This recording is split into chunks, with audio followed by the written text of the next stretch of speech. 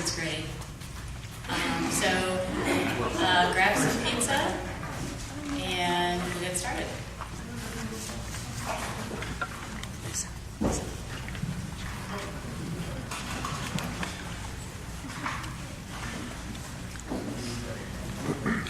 All right. So, I'm here to talk about why Gritty is the best mascot ever. You all know me as an authority on mascots, I'm sure, so here I am. Let's begin with a moment of silence.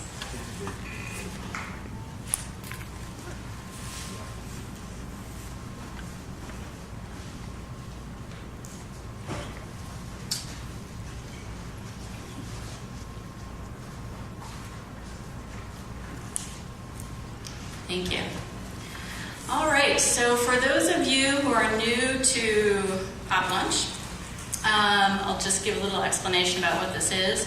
We're now in our fourth year of this lecture series. It started in 2014 with a lecture called The Meanings of Nicki Minaj.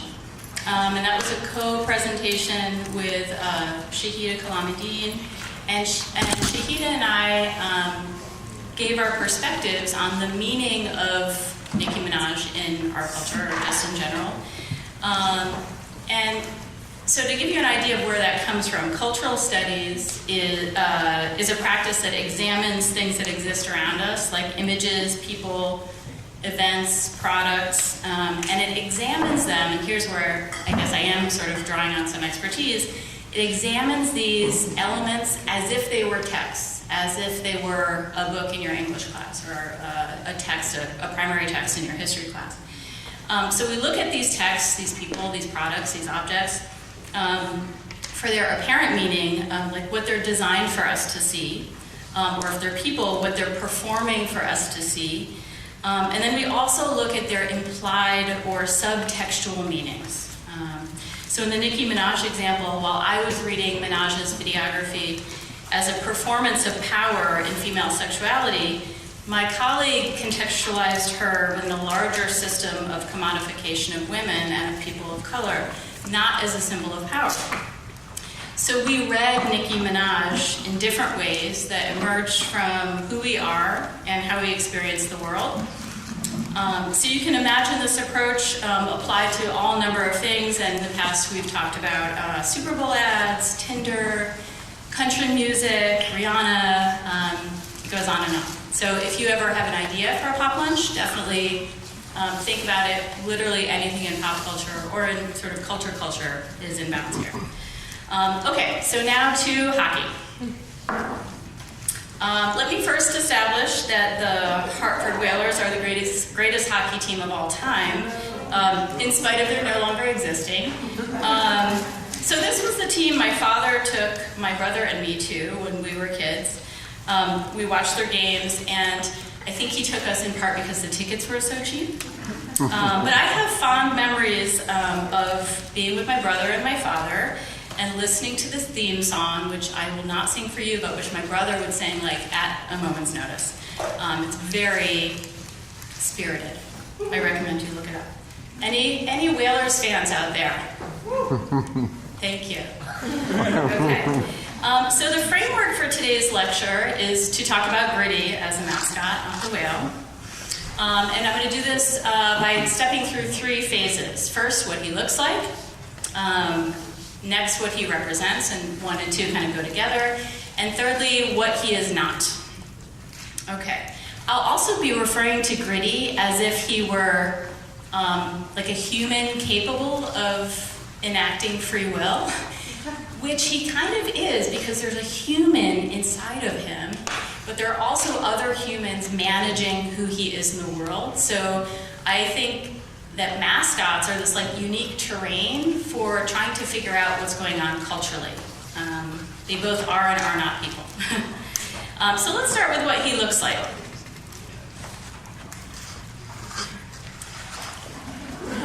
Okay, so I mean, we can debate about this, but I think it's safe to say that this entity is absolutely hideous. And I think that people were in agreement about that when he first came on the scene. Like, people were confused and disturbed and afraid, and they didn't really know how to process him, in part because he's so orange. And there's a reason why, like, we don't paint our bedrooms orange. And I think of orange as like the color of agitation.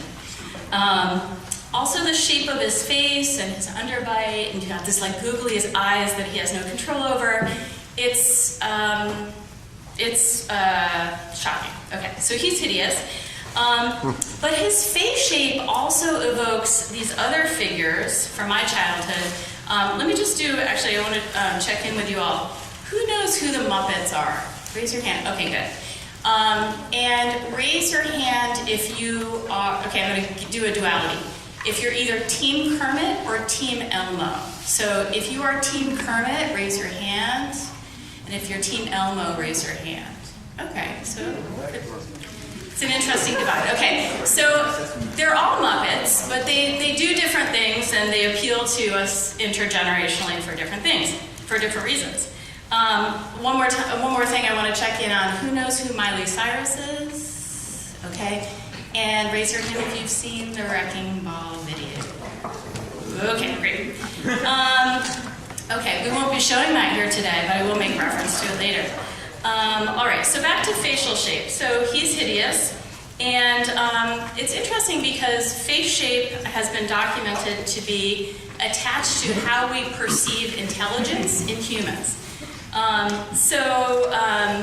Like many Muppets, he is round. And I think part of this or part of the appeal of this face shape is that he's like too silly to be harmful. And this, again, to kind of go back over to the way humans perceive facial shape, Stephen Ross Pomeroy in Forbes magazine writes about studies on face shape and how we link face shape with intelligence.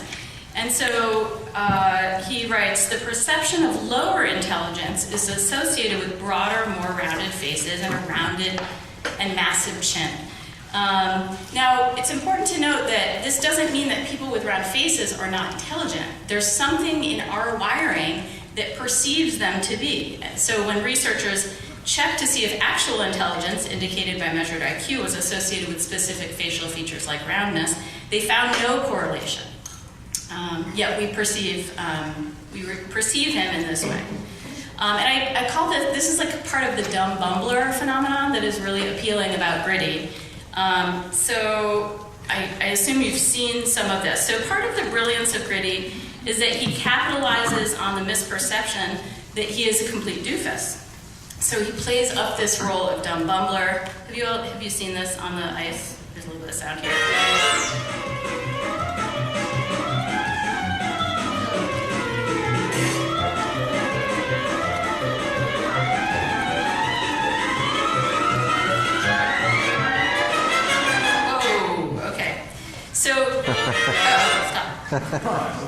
So part of the brilliance of him is he plays up this role that he's bumbling, as when he demonstrates either purposefully or here, I think not on purpose, that he cannot reliably navigate an ice rink.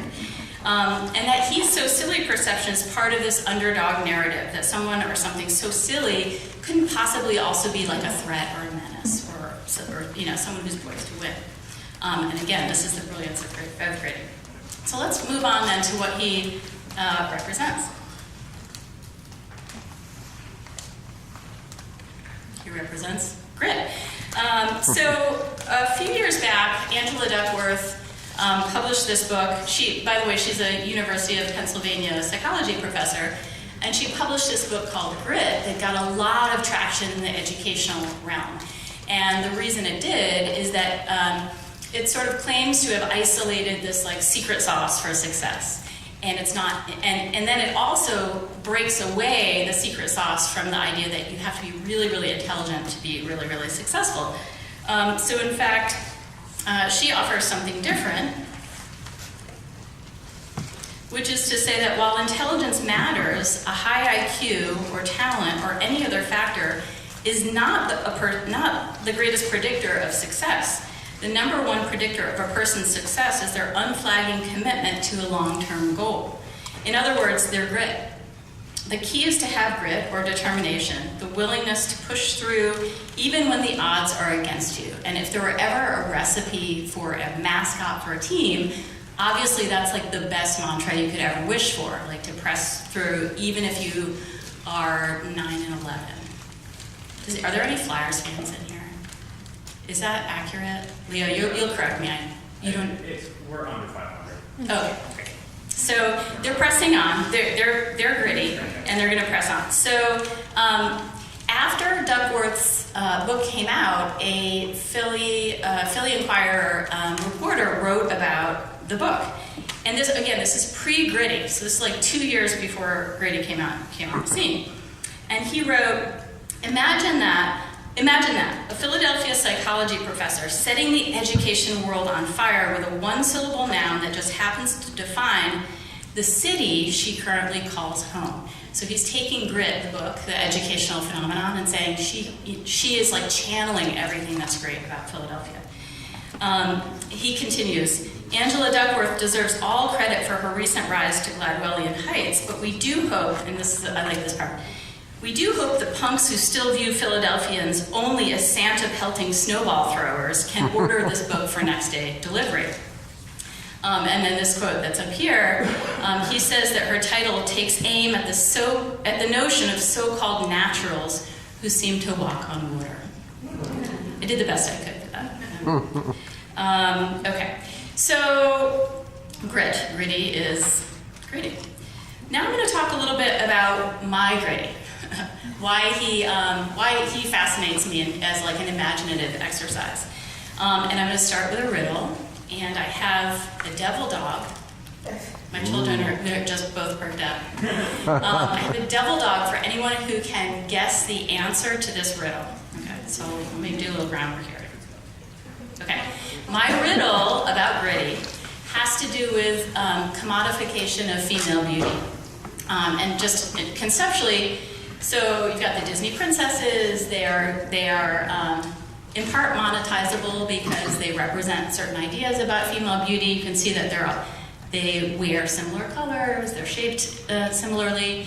But to commodify a person, in this case, is to treat or consider that person as if she were a product that can be bought and sold. So I'm interested in how gritty engages with commodification, and particularly commodification of the female body. I know this is like, how is Gritty possibly doing this? But I'm gonna explain this. So, he is. Well, I am. Okay. So, here comes the riddle. You ready? Okay. You get a can of Gritty. Okay? He's in a can, right? And your can of Gritty instructions say that you need to shake the can before opening. Then you open the can and find out, in fact, that Gritty's exact opposite just fell out of the can. Who is it? Raise your hand. So, there's a devil dog at stake here, people. Yes, sir. Who is it? It's what? Lazy. The idea of lazy? Yes. Or I thought for a second that you were talking about Lazy, the dwarf from the Seven Dwarfs, which would have been awesome. That's not the answer, though. Teacher Maria is totally allowed. Devil dogs are for everyone. Also from Frozen? What's that? Also from Frozen? That is also a good guess, especially considering the Disney princesses showed up, okay? But it's also not the answer. I have the answer. Here it is. You ready? I guess I get to eat the devil dog, which is amazing. Wait, somebody? The Pittsburgh Penguin? No, okay. Remember, we were talking about commodification of female bodies. Okay, here we go. Miss Landon Alcroft.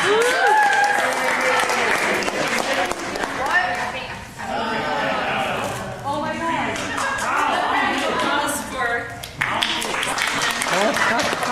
So, as you cannot not know, Kim Kardashian is perhaps the smartest person alive at monetizing her body.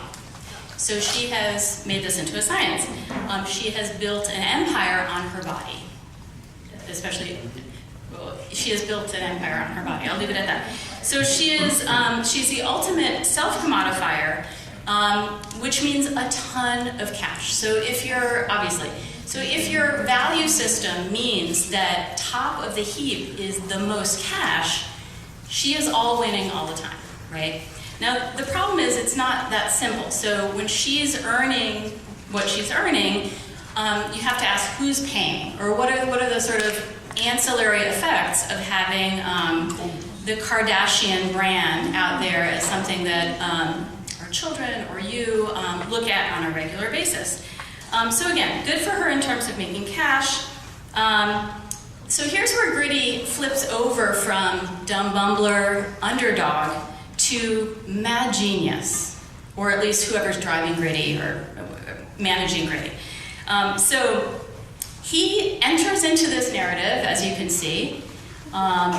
I don't know that he's even endowed to hold that on his back end, but they set it up so that he can now build on, or borrow from, or steal from, depending on how you view it, the Kardashian empire. So this is where Gritty, like I said, goes from bumbler to mad genius. And so he is monetizing, he's creating buzz, he's memeing, he's doing all this stuff. All right, so let's stick with commodification. Okay, so here we have Miley on her wrecking ball, and I don't have another devil dog, but what is the connection? Seems like there could not possibly be a connection between Miley Cyrus and Gritty, and yet the Flyers enterprise made that connection. What is the connection that happened between Gritty and Miley Cyrus? There are no. Okay, we've got to watch it. I thought you may have seen this, but let's watch it together.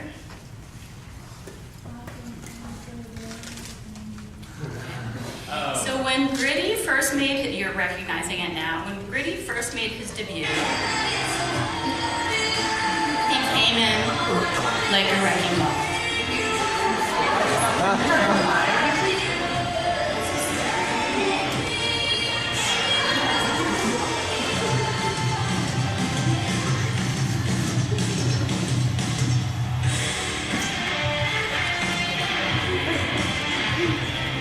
He's not going to make a smooth landing anymore. Oh, awkward. Okay. So that's Gritty landing on the ice, a la Miley Cyrus into rock anthem. So really, he's like doing it all in this moment. And if I'm not mistaken, this was the release of Gritty into the wild. This is like when people first discovered him. Okay. So why does this matter? Once again, he's building on this sort of empire, this commodity that is Miley Cyrus, borrowing that song. And as people are watching this, they're like, oh my God, it's a new Mascot. Oh my God, it's dark. Oh my God, he's up there on the wrecking ball. And then, oh my God, that's a Miley Cyrus song. There's all these like layers of pleasure that emerge from this moment. And in fact, there's another video where a fan, who I imagine is like, like a middle-aged guy in the stands, is like almost crying. He is so happy with what's happening. Like he can't even handle it. I couldn't find it again, but it was amazing. Okay, so that's what Gritty's up to that I'm really interested in, the way he's engaging with narratives of female beauty, interestingly. Okay, so it turns out that Gritty is actually like this cipher that everyone wants to put their narratives on top of. So here we see one, and here's the sort of evolution from a Muppet too, which I love. This Muppet starts out saying, I love my employer's insurance plan. And then this plan's deductible gets higher every year. And then this is Animal. He's my favorite Muppet. We're getting screwed, and we're the lucky ones who have insurance. And then Gritty comes on the scene, he's really terrifying and says, we must divorce healthcare from employment altogether. The boss shall no longer wield this power over my well-being. And so Gritty has gone full Marxist there. So that's Marxist, right? And of course, because I like gender and I like gender equity, I particularly love this one on the corner there. And it's hard to read the text, but it says, male intimacy and communication is a lethal weapon in the fight against patriarchy. And then you have the mascots embracing. It's very tender. So that's gender equity, right? Okay. You're not okay. Well, let's take it up a notch. So, okay, here's what Gritty is not. And this is where we get into like deep mascotry, which is what mascots get up to either before this, what I'm hoping will be the golden age of the mascot, or when someone's just not really paying attention. Or, I mean, that's the best I can do with that. So let's talk about what he is not. Okay. So I'm fairly new to the realm of hockey, but discovered Tommy Hawk today. And he is a wonderful example of everything that can go wrong with a mascot. I should probably find out. I know because we're wearing jerseys today. Are there any Blackhawk fans in the audience? Okay, thanks. Okay, so this is a whole other pop lunch that I hope maybe one of you would like to do about mascots, but this is like everything that can possibly go wrong with a mascot in terms of what the symbol is representing and what the symbol is like meaning that's beyond its control and who the symbol is harming. And I know that last concept is really difficult for us. And we spend some time sometimes in English classes talking about this. But here you have a hawk who is black wearing an Indian logo, an Indian head logo, and then his name is Tommy Hawk, which I guess is an Anglification of the native weapon. It's wrong on many, it's very wrong. So how is it wrong? So thinking about this like Indian head mascot phenomenon, I'll just share a bit from the 2005 report of the American Psychological Association.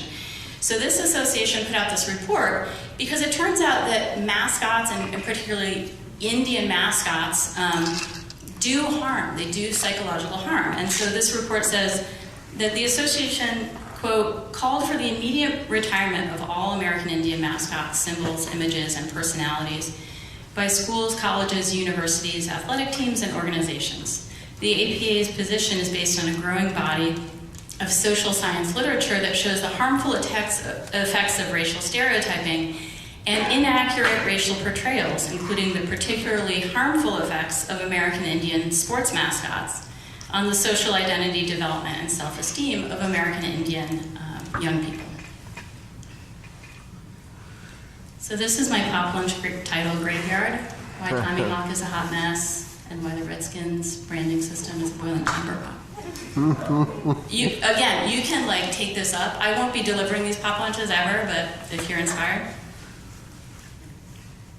Oh, there he is again. And I guess we're near the end here. Yeah, so just take a moment to look at this cartoon.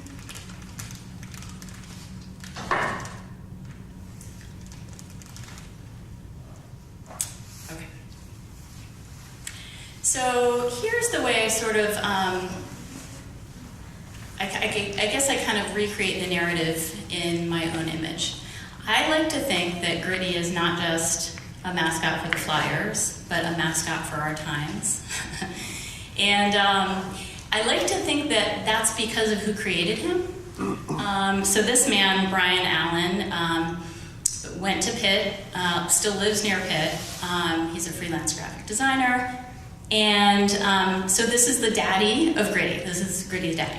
And he's enjoyed immense fame now as a result of this design. Interestingly, he had like 20 prototypes, and they were like bats and weasels and all sorts of crazy stuff. But Gritty was the first prototype, and then the franchise looped back and said, it will be Gritty. And that's how we got Gritty. But I like to think that by virtue of this man being the man who's designing the mascots, it forecloses the possibility of us getting more Indian heads in our future. I don't know if that makes sense. So why would this guy, out of anyone, not be producing mascots that perpetuate bigotry? And here's why. Look at his website. So this is Brian Allen, and he's not fancy. He's like I said, a graphic designer. He's a freelance designer. His firm is called Flyland Designs. And he is a husband, and he has 2 children, and he co-parents, and he does all of these things that are sort of based on empathy, sort of straightforward familial practices of empathy. And I would like to imagine that by virtue of this person being at the root of our beloved Gritty, that there was never a possibility for Gritty to be an Indian head. It was never going to happen. Okay, so here is it's a little bit of it. So here's the replay. Sorry, the typo. The reason why Gritty is definitively the best mascot ever is what he looks like. He's hideous, but that hideousness belies what's inside, which is the ability to persist and persist. And in fact, it might even be a trick. Like you're like, that thing cannot possibly, and then he does. What he looks like also appeals to us multi-generationally by virtue of him being like a Muppet gone wrong. He is the underdog, so he's the star of the underdog narrative. He is the underdog for Marxist memers. He's the underdog for feminist memers. He's the underdog for Satanist memers. It seems like any narrative that is not the dominant narrative, they want to meme out our Gritty. And again, I'm interested in how he's engaging with ideas of beauty. And lastly, he is not racist, and he's not a corporate entity that comes out of this sort of blindness to the way the world is. And in that sense, I feel like Gritty is kind of countercultural at this particular time.